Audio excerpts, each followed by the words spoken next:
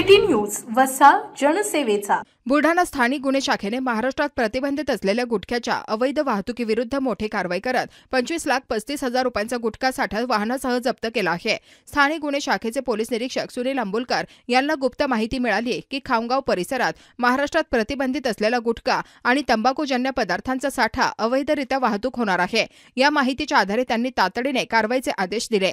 Police उपनिरीक्षक अविनाश जायभाय यांच्या नेतृत्वाखाली एक विशेष पथक तयार करण्यात आले। पोलीस पथकाने अन्न सुरक्षा अधिकारी, अन्न व औषधी प्रशासन विभाग बुलढाणा आणि साथीदारांच्या उपस्थितीत खामगाव तालुक्यातील पारखेड फाटा येथे नाकाबंदी केली। गोपनीय माहितीच्या आधारे सापळा रचून संशयित वाहन तपासण्यात आले।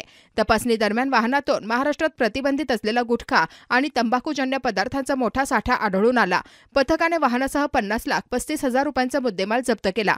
या प्रकरणी रामराज दुल्हारे वय वर्ष 48 राहणार फतेपूर उत्तर प्रदेश या एका विरुद्ध खामगाव ग्रामीण पोलीस ठाण्यात अन्न सुरक्षा आणि औषध प्रशासन कायद्याअंतर्गत गुन्हा नोंदवण्यात आला आहे। पुढील तपास सुरू असून आरोपींची चौकशी करून अवैध वाहतुकीच्या मागील साखळीचा शोध घेण्याचा प्रयत्न केला जात आहे।